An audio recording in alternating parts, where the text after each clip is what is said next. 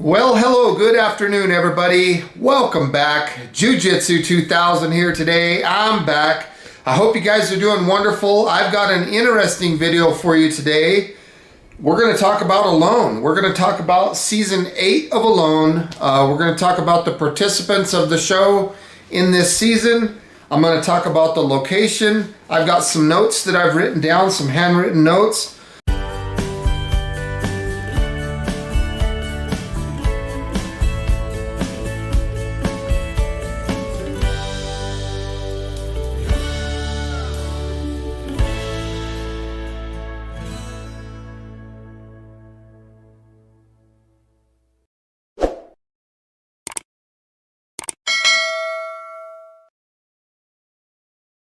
I'm going to go through the participants, and I'm going to talk pros and cons of each participant. I'm going to talk about the location. I'm going to talk about a lot of things. And at the end of this video, I'm going to give my top five picks, and I'm going to narrow that down to the top 2 that I think it's going to be a battle for the win. So I'm going to be saying things that are going to come across a little bit blunt. But I want you to know that I have tremendous respect for the History Channel. I've got tremendous respect for Alone and the participants. I'm not an armchair quarterback. I am just simply writing down the things that were the first things that came to my mind, and I'm going to be sharing those things with you.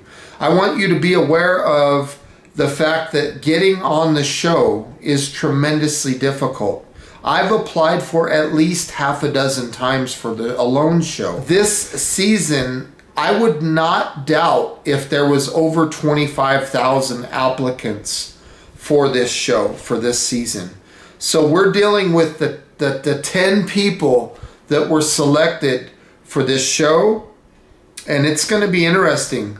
They are in a new location. They're up in Grizzly Mountain, so they're in British Columbia. They're at Choco Lake, and that location is very interesting because you have a lot of big game animals running around. You got small game animals running around.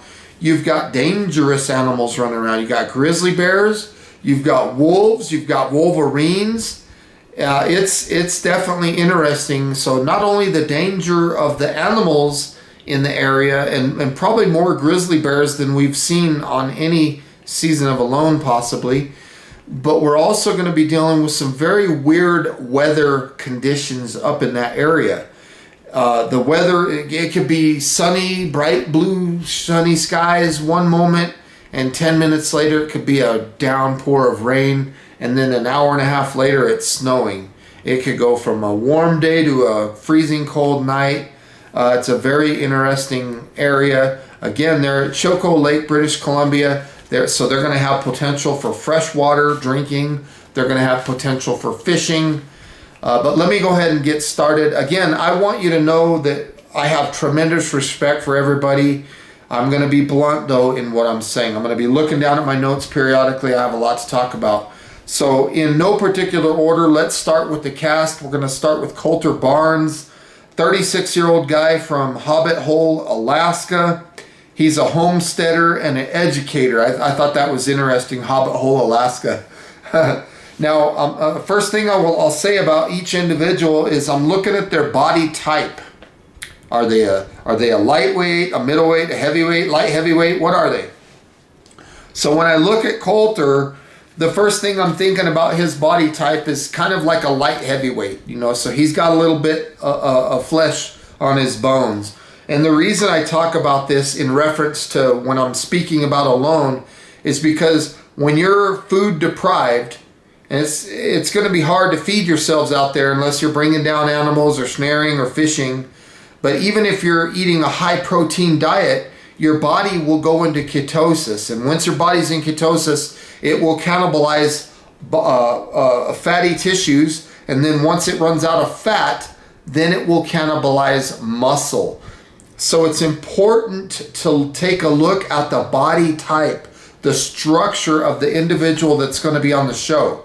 So when I look at Colter, again, my first reaction is light heavyweight. So he's got a little bit of fat on him, and that's I mean that in a positive way. That's actually an asset when it comes to being a participant on a show, the Hunger Games, if you will.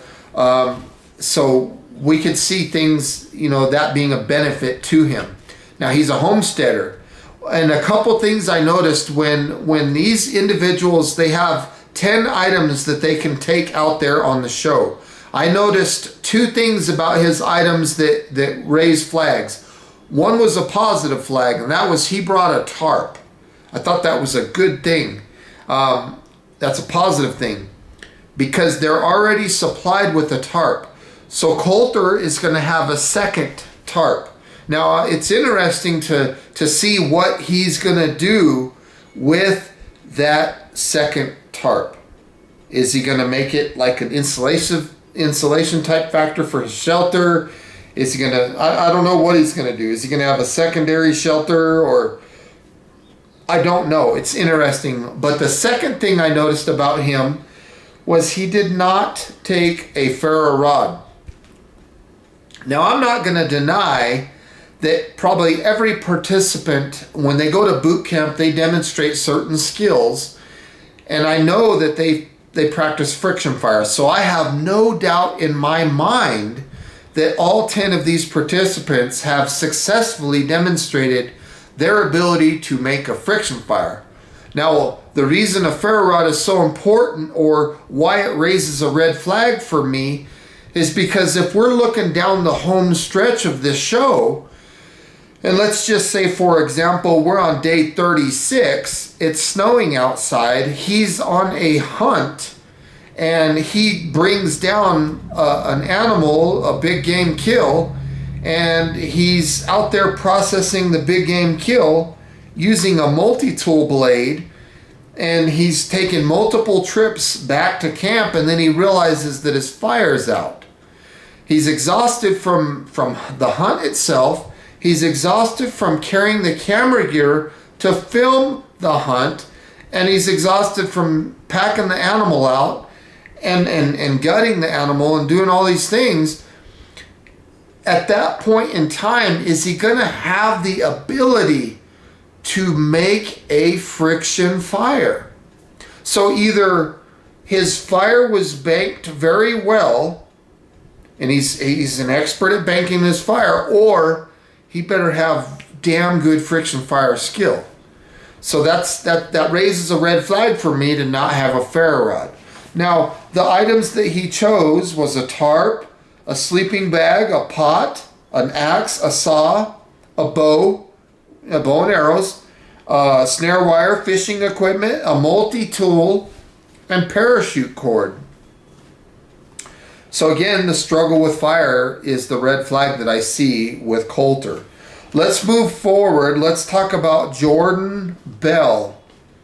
43-year-old guy from Oak Ridge, Tennessee. He's a carpenter. I noticed his picture. He looks like Jack Johnson to me. I thought that was interesting. He did not take any paracord, but he did bring a food ration. So I think that was a very wise decision on Jordan's part. He took a food ration. The fact that he did not take paracord initially could be a little bit alarming because it's a useful item for building structures and things, tripods and things like that. But in his case, because he's a carpenter by trade, I don't think it's going to play a factor with him. I think he did a good thing by adding a food ration. And I think the fact that he's a carpenter, he's going to be able to notch pieces of wood together and things like that. I think he's going to have friction fit, on his wood and stuff to make his shelter. I just don't think that it's going to be a factor for him. So Jordan is definitely somebody that we're going to want to watch, pay attention to. I think it's going to be interesting to see how things unfold for him. So again, his body type, he's kind of a medium build, something similar to myself. The items that he took was a sleeping bag. He took a ferro rod, which was smart, a pot, an axe, a saw, multi-tool, snare wire, fishing equipment, bow and arrows, and then he took that food ration. So let's move forward to the next participant, Matt Corradino, I hope I'm saying that right. He's 42 years old. He's from the Virgin Islands. He's a wilderness survival instructor. Again, the red flag that I see with Matt is the exact same thing that I saw with Colt, or same exact scenario. He did not take a ferro rod. I know that his skills, primitive instructor, I mean, he's cranking out bow drills and hand drills or whatever. So I know he's going to have the skill set. But again, that question comes down the long stretch. That scenario, that picture that I painted earlier, he's out, he's got to kill, blah, blah, blah. Is he going to be able to make a friction fire if it comes down to it? I don't know. That's something that we're going to have to see unfold on the show. I noticed another thing that is very interesting about him. He is the only one on this whole season that has selected to take a water bottle. Now, the water bottle is interesting. Is it a stainless steel water bottle? Is it a plastic water bottle? I don't know. If it was a stainless steel water bottle, he may have had the ability to not take a pot and still took a ferro rod. So that could be very interesting, the water bottle thing. And I think in his case, being from the Virgin Islands, I'm kind of wondering how his skill set is going to translate into British Columbia. In these cold temperatures, a more humid environment, is it going to be something that he's going to be able to do? You know, is his skill set going to work up there? And I think they probably will. I think he'll probably find some struggle, but ultimately I think that he's going to get into his niche. And here's why I think he took the water bottle. I think the water bottle is a heater.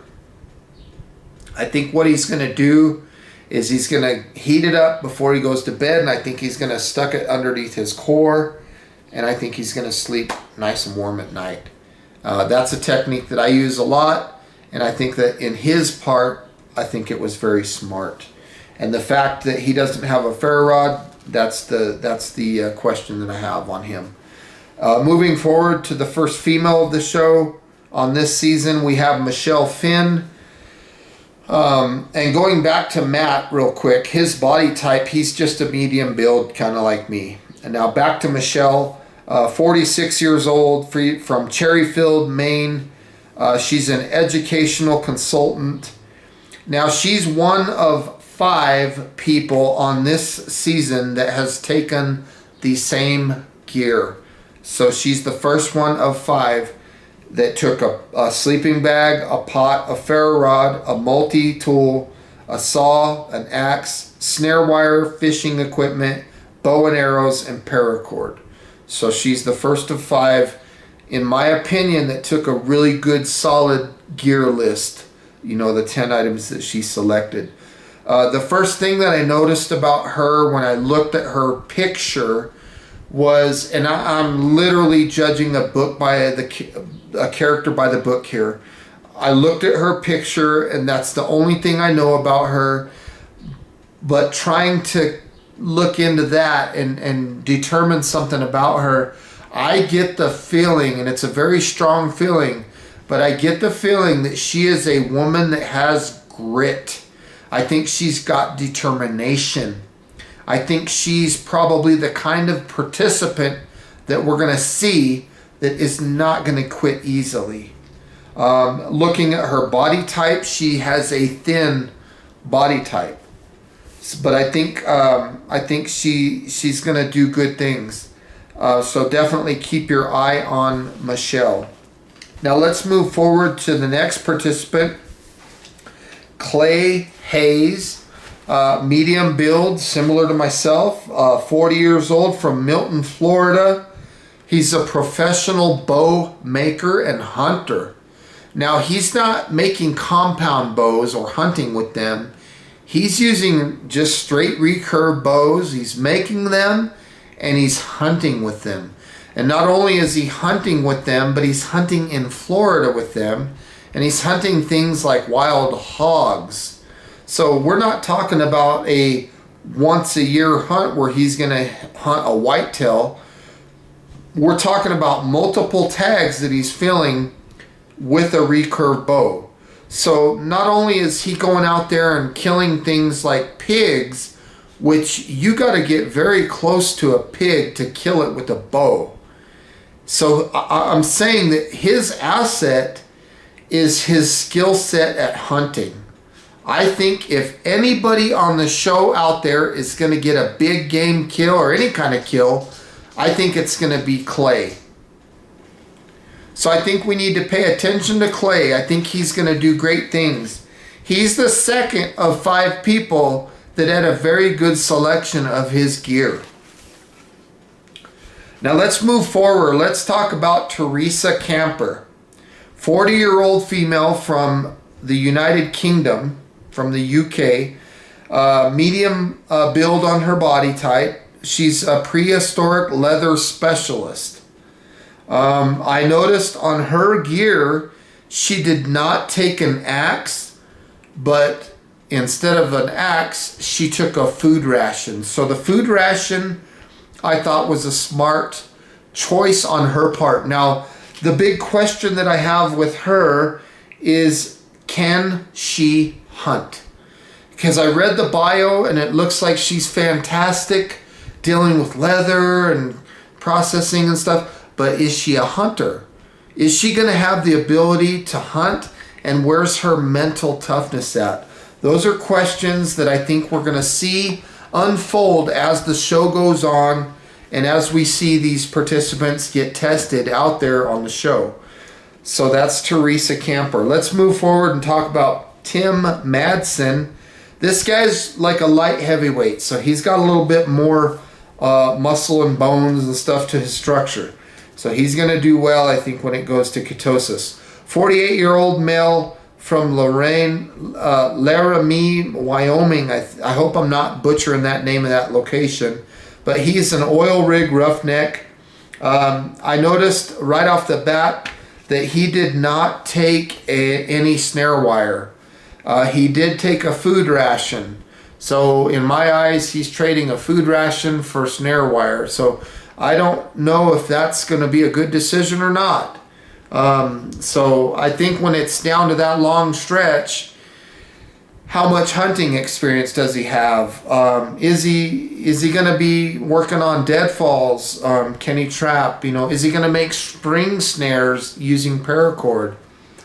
Snare wire, I think, is an important item. And the other thing that I'm wondering about him is, can he hunt? He's an oil worker. Does he really have the experience hunting? I don't know. We're going to find out as the show unfolds. Let's move forward and let's take a look at Rose Moore.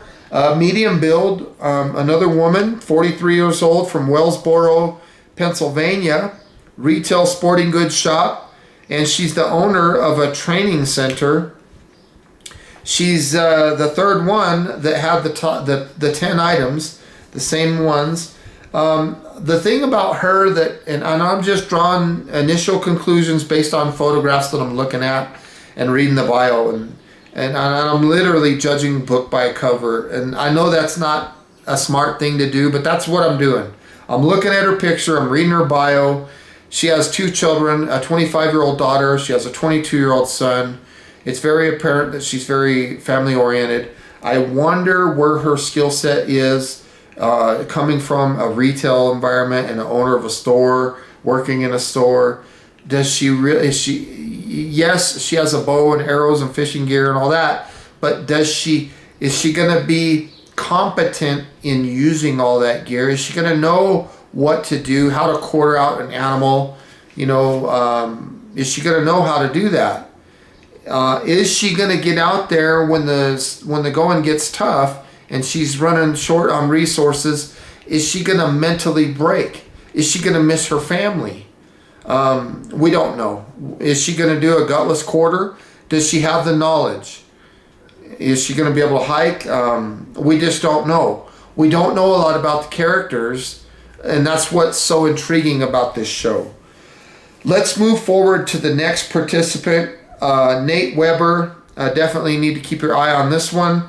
Medium heavy or light heavyweight body type, a lot of muscle, 47-year-old guy, retired military.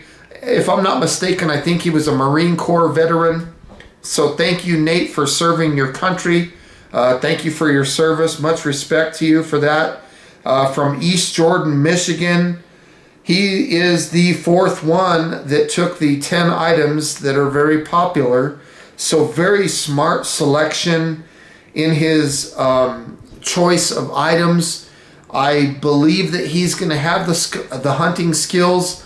I believe that he's going to have the mental toughness, and definitely a guy to watch for.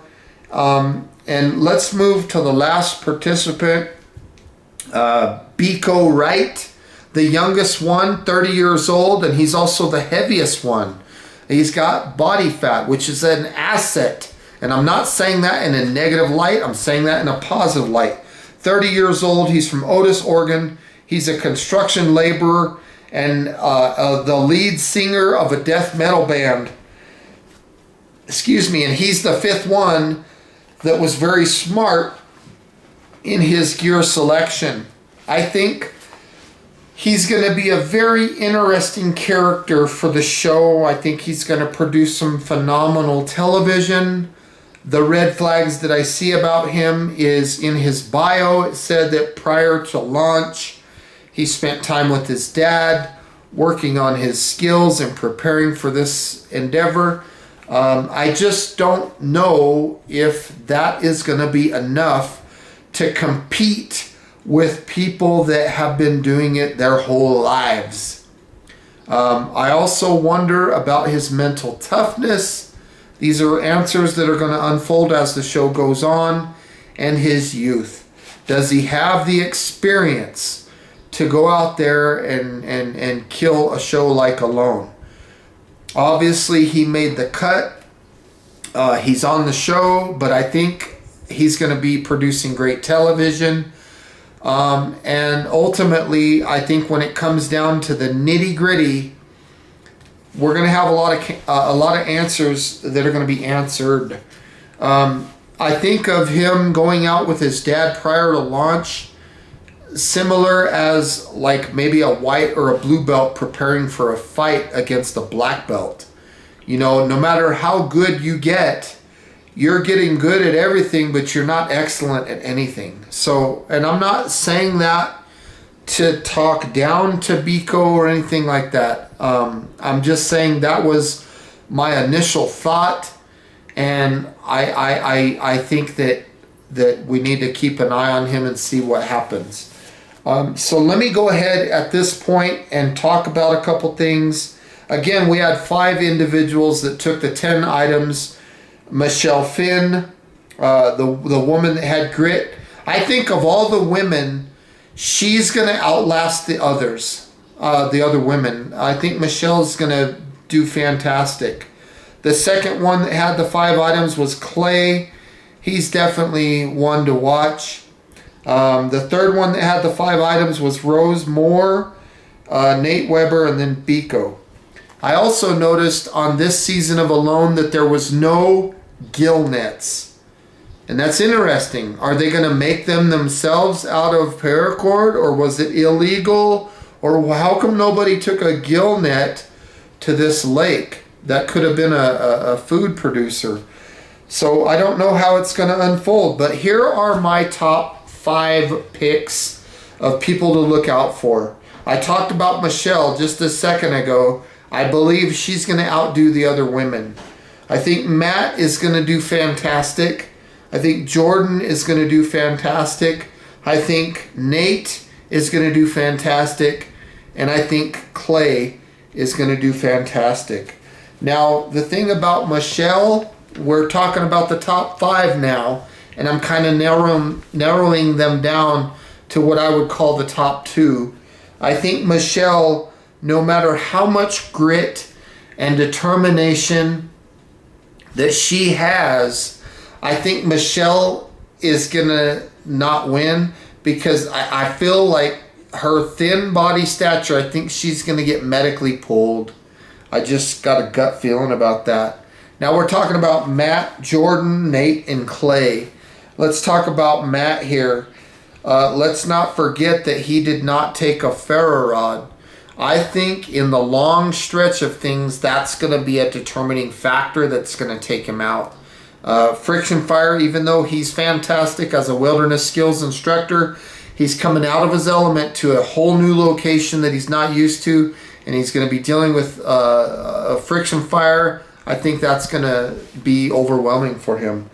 Now, Jordan, I'm looking at Jordan, and he did not bring paracord. He's the one that was a carpenter. I think he's going to do fantastic, but I do believe, and maybe it's an assumption or something like that, but I just got a feeling, is he going to be able to produce food out there? He did take a food ration, but I just kind of think that these other two that are left behind, which is Nate and Clay, I think those two are the ones to watch. So let's talk about Clay for a second. These are my top two picks, Clay and Nate. Why do I like Clay? Clay is a real hunter. He goes out and he stalks animals, and he stalks them on the norm, and that's what he does for fun. So Clay, I think of all the 10 people out there, I think Clay has the highest potential to catch food, to make food, to hunt. He's hunting those pigs and stuff, and you got to get close to shoot a pig. So if I don't know if the hunting regulations allow them to kill grizzly bears or not. I don't know what the laws are up there, but if there's a muskox or a moose or something walks in, or a deer or something, I think if anybody out there is going to get a kill, it's going to be Clay, even if it's a wolverine or something like that. So he's definitely in the top two. And now talking about Nate, Nate's a solid character. For those of you who don't know Nate, he was on Alone the Beast. Now, I was almost selected for Alone the Beast. I went deep into the casting process. I didn't make the cut. Nate made the cut and went on Alone the Beast. And he is tough mentally. For those of you who might not understand what Alone the Beast is, that's where you take the clothing on your back and nothing else. They put you in a location with two other individuals. There's a fresh big game kill, or there's a fresh animal kill, and you have nothing but the clothes on your back, and you survive for 30 days. Now, when I watched Nate on Alone the Beast, he demonstrated superior levels of mental toughness. His wilderness skills are fantastic. He knew how to quarter out an animal. He knew how to, and they were doing this with nothing. So I don't see any quit in Nate. So I think between Nate and Clay, I think Nate's got more mental toughness, but Clay's got the hunting ability. So it's really, I could see it going either way. If I had to pick one person, I got to go with Nate, man. I got to go with Nate and think that he has the skills to win it all. But it wouldn't surprise me if Clay did. So that's my my video today on the cast for Alone Season 8. Again, I want to say thank you for watching the video. Please give this video some traction. Share this video. Take it like a grain of salt. Obviously, I'm an armchair quarterback, and I respect these people tremendously. I'm not knocking anybody out there. I have tremendous respect for everybody. I think that it's going to be a very fantastic season of Alone. I think they've selected some very good characters that are going to produce excellent television. And with all that being said, folks, once again, I thank you for watching. Please leave your comments down below. Let me know what you think. Who are your picks? Who's going to win it all? I'd like to read the comments and see what you guys have to say. Again, please give this series traction. I'm going to put a new playlist on my channel, Alone Season 8. And each time I watch an episode, I'm going to give you my thoughts like I did in the past. And with all that being said, folks, thank you for stopping by. I'll see you next time. I'm excited about Alone Season 8. Bye for now.